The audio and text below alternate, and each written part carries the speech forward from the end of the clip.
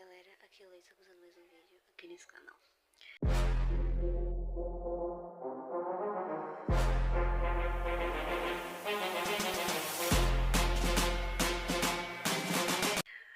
Galera, no vídeo de hoje, no vídeo de hoje, esse é um vídeo novamente de react. Sim, de react. Eu mal gravei vídeo de react, aí já tô gravando mais, né? Que é de um assunto assim que eu fiquei chocada. Eu não vi, vou ver com vocês agora, então tá aí no título, não vou dar muito, enrolar muito. Então é isso. Então bora lá reagir esse vídeo.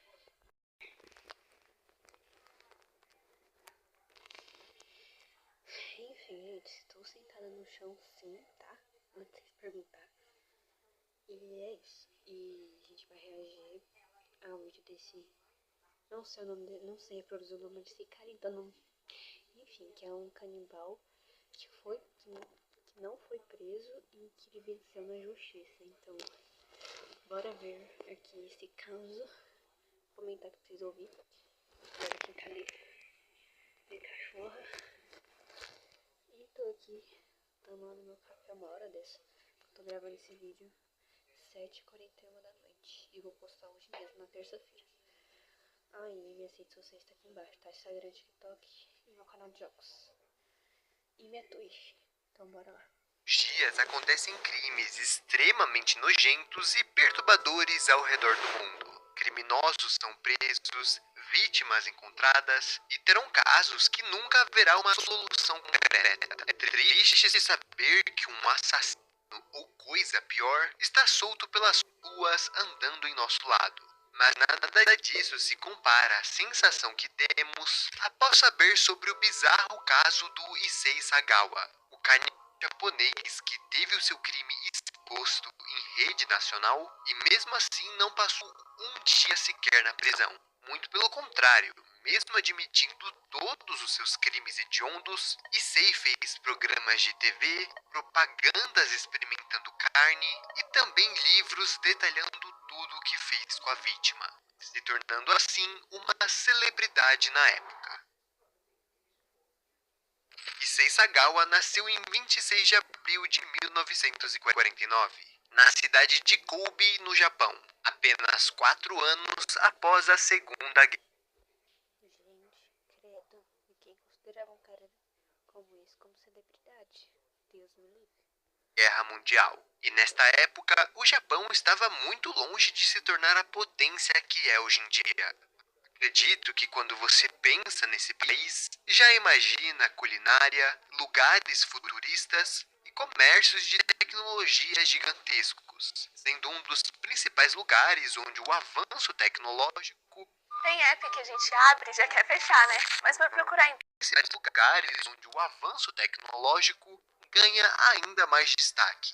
No entanto, no passado, o Japão tinha uma porcentagem de pobreza muito maior do que hoje em dia, que, claro, não respingou no Issei Sagawa. Até porque o mesmo teve a sorte de nascer em uma família bem estruturada e com muito dinheiro, tendo seu pai, Akira Sagawa, como o presidente da Karita Water, uma empresa de tratamento de água que desde sempre veio se expandindo mais e mais. Além também de ter um avô que era o sucessor de um dos maiores jornais do Japão na época.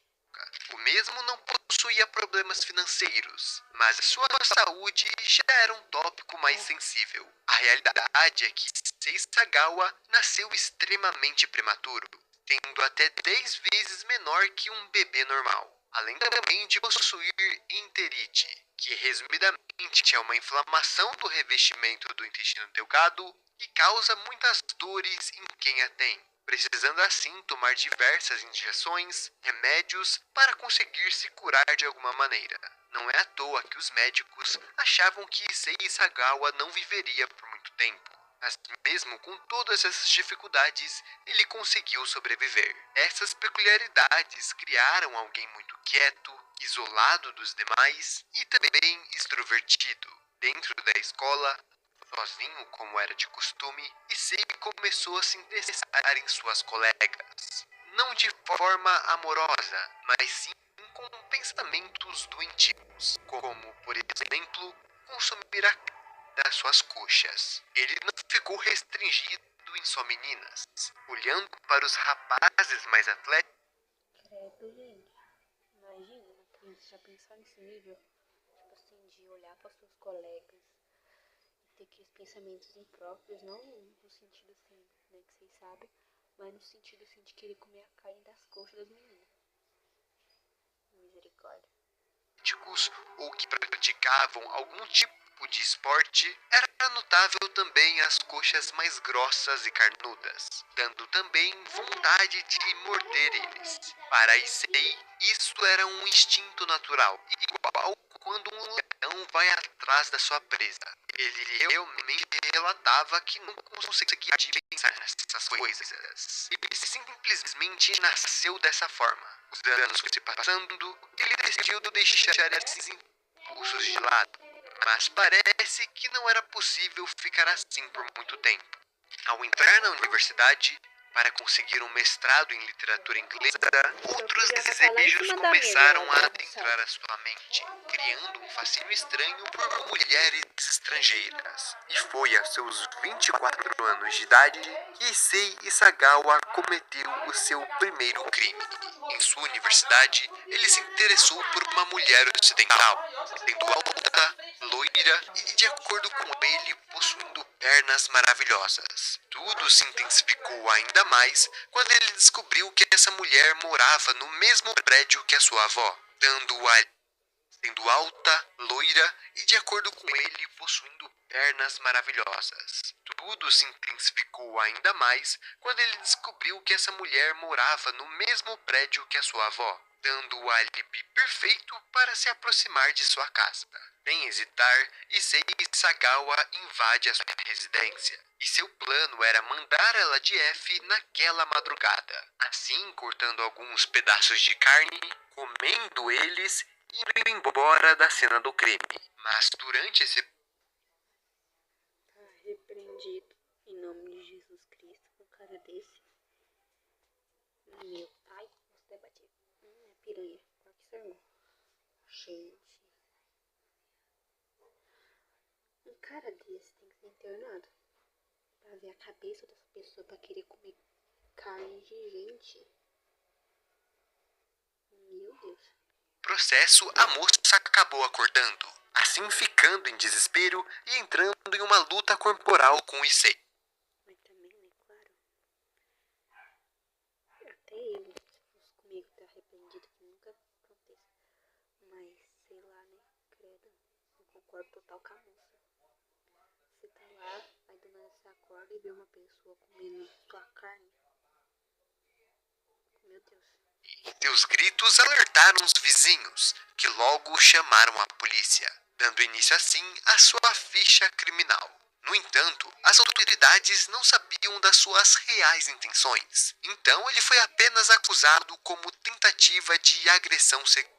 A possibilidade de um homem invadir a casa de uma mulher para consumir a sua carne parecia mais um filme de terror do que realmente a realidade. Pelo fato da sua família ser muito rica e poderosa, Issei não ficou na prisão nem mesmo um dia. E a vítima do ocorrido foi indenizada com muito dinheiro para que a mesma tirasse as acusações de seu filho, deixando assim a sua ficha criminal limpa. Apenas com 24 anos de idade, Issei Sagawa presenciou a própria impunidade dos seus atos. Mesmo cometendo um ato horrível, ele não foi preso e conseguiu sair pela porta da frente da delegacia. Sem contar o fato que mesmo a sua família ficando decepcionada, Issei nunca foi punido drasticamente, o que resultou em novas tentativas mais pra frente da sua vida. Inclusive, nessa primeira vez, ele não levou nenhum tipo de... Eu encontrei uma IA nova e sim. Inclusive, nessa primeira vez, ele não levou nenhum tipo de faca ou arma, nos mostrando o completamente despreparo em tal situação. E em uma possível luta corporal, era impossível ele ganhar, já que o mesmo possuía 1,45 m de altura e pouca força natural. Issei Sagawa foi colocado para conversar com um psicólogo, E foi nesse momento que o mesmo começou a revelar um pouco de seus desejos profanos. O profissional não reportou nada à polícia, mas já estava claro que Issei era uma pessoa perigosa. Tudo foi relatado ao seu pai, que ao invés de tentar tratar o seu filho o mais rápido possível ou internar de alguma maneira, sua punição, entre muitas aspas, foi lhe levar para a França, em mais uma viagem focada para o ensino. Desta vez mudando para Paris e ficando lá por um tempo. Para cessar um pouco de seus desejos, Issei Sagawa começou a chamar diversas mulheres de programa para sua casa. Nesta época, ele relatava que gostaria muito de acabar com uma delas e se alimentar da sua carne. Mas, mesmo assim, Issei não fazia nada disso, porque ele ainda estava com medo. Ele estava com medo de ser pego ou até mesmo de tirar a vida de uma pessoa. Mas é lógico que esse medo não duraria por muito tempo. Em 1991, ele finalmente conheceu a sua primeira vítima, René, uma estudante holandesa que também havia se mudado para Paris para estudos. Possuindo 1,78 m de altura, cabelos loiros, olhos azuis e alguém considerada atraente. Issei e René estavam participando da mesma sala de poesia na universidade, e por ser muito amigável, ela começou a puxar conversa com Sagawa, dando início assim a uma pequena amizade. Eles se encontravam em cafeterias para estudar, ajudavam um ao outro para estudar matérias e muito mais. E à medida que o tempo passava, Issei ia conquistando a sua confiança, chegando no momento onde os dois frequentavam a casa um dos outros normalmente, além também de se encontrarem com mais frequência. Para René, uma amizade linda e confiável estava se formando. Mas para Issei Sagawa, é como se ele estivesse chegando mais perto de sua presa, para assim dar o bote final.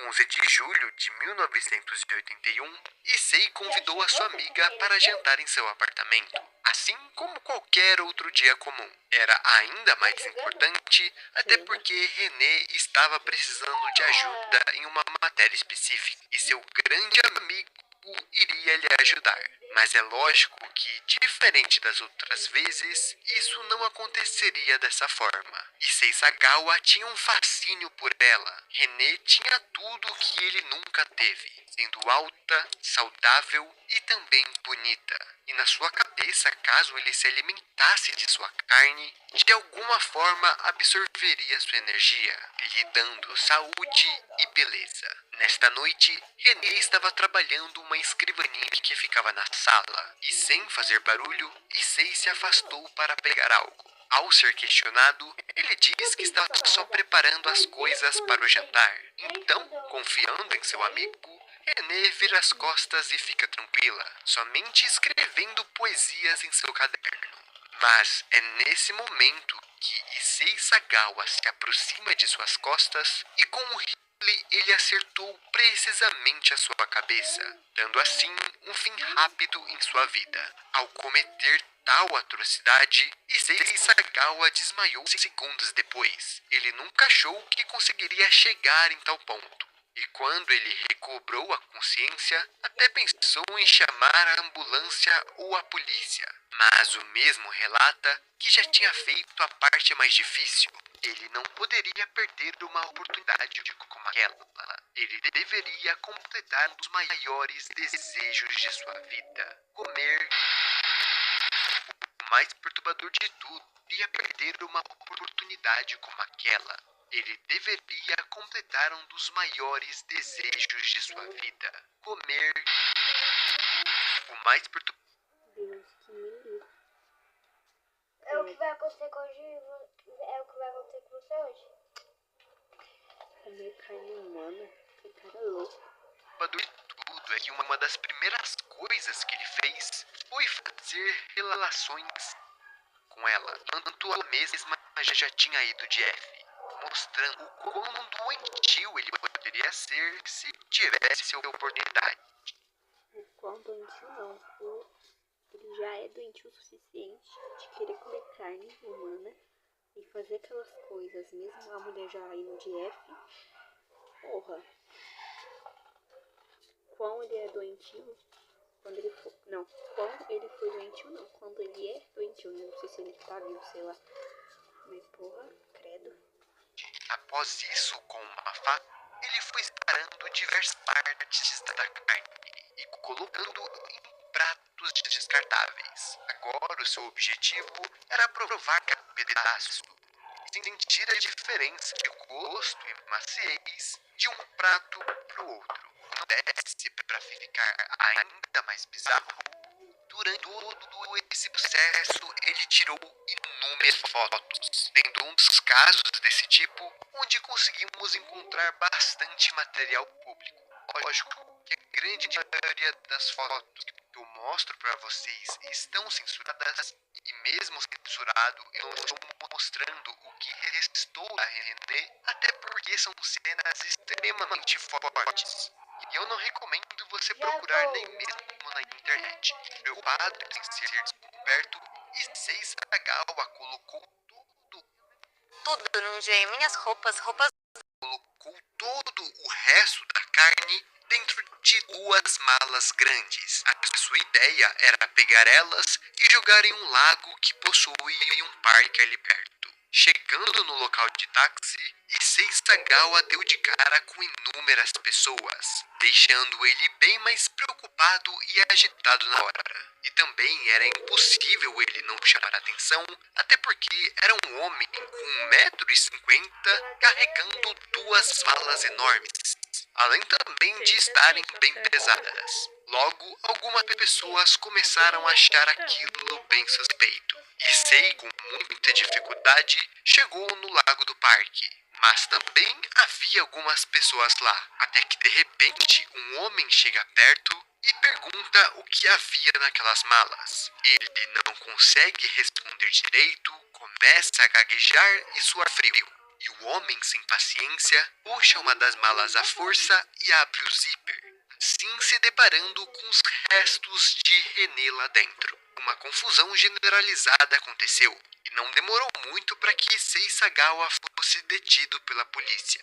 Mas é agora que a história, além de nojenta, começa a ser extremamente revoltante. Sua família, ao saber da prisão do seu filho, utilizou o seu dinheiro e influência para contratar os melhores advogados que podiam. Issei Sagawa passou por vários médicos e foi diagnosticado com insanidade, não podendo ser julgado ou preso como alguém normal.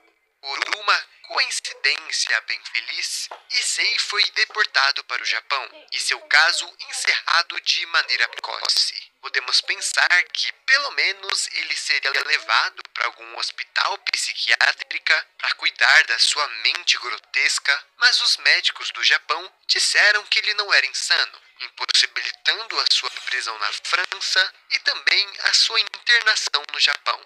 Então, apenas em poucos dias, ele era um homem livre e inocente. No fim, é isso que o dinheiro e influência compra: prisão ou a liberdade de alguém, o repúdio ou o silêncio das pessoas, a justiça ou a violação moral das leis. Mesmo após tudo isso, Issei Sagawa não buscou refúgio em uma das mansões de sua família. Mesmo sendo um criminoso, ele encontrou a oportunidade perfeita para fazer mais dinheiro, criando inúmeros livros sobre a sua experiência ao comer carne humana, indo desde a escolha da sua vítima até mesmo como ele fez isso, e também participou de programas de culinária na televisão, onde ele teria que experimentar carnes em seu prato, realmente algo muito mórbido pensando em tudo que ele fez, além também de participar de várias entrevistas e talk shows na época, tratando aquilo como se fosse uma piada, ou um influenciador comum que você vê no dia a dia. Mesmo que grande parte do público japonês estivesse enfurecido com as coisas que o Issei Sagawa fez, não foi o suficiente para que fosse cancelado de alguma maneira, e que também não aparecesse em nenhum programa de televisão, já que as emissoras na época estavam sedentas por visualizações, e não importava a maneira como elas conseguiriam isso. O único objetivo era aumentar a audiência, e nada é mais chamativo do que um contando a sua história, fazendo piadinhas sobre. Inclusive, até os últimos dias de sua vida, ele continua dizendo orgulhosamente que gostaria de fazer mais vítimas e que ninguém deveria esconder o que realmente é. Mas bem, meus amigos, esse foi o vídeo. Eu espero de coração mesmo que você...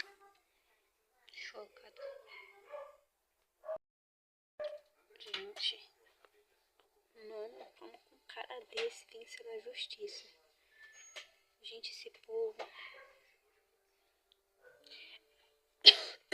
Olha, comecei a engasgar. Ai, gente do céu. Comecei a engasgar aqui com a minha saliva. Gente, chocada. É a punição do cara pra morar na França. Ele matou uma pessoa lá, né, a tal de René. Aí voltou pro Japão. Ele foi preso, só que soltou e deixou ele livre. Aí o povo da televisão chamou ele pra gravar, mesmo sabendo das porcarias que ele fez. E a televisão, foda-se, tipo, ai, é um canibal, mas a gente vai gravar junto. Meu Deus, como que um cara desse ou não foi preso por sei lá quantos anos, ou como ele não foi internado. Opsal. Não foi hospitalizado no hospital de psiquiatra, sei lá, até esqueci o nome. Eu fiquei até indignada com esse assunto que eu até esqueci o nome do hospital. Meu Deus. Mas é isso, gente. O que vocês acharam? Comente aqui, eu quero saber. E também eu quero saber se vocês já conheciam sobre esse caso. E eu não conhecia. Tô conhecendo hoje. Então é isso. Espero que tenham gostado. Um beijo. E até o próximo vídeo.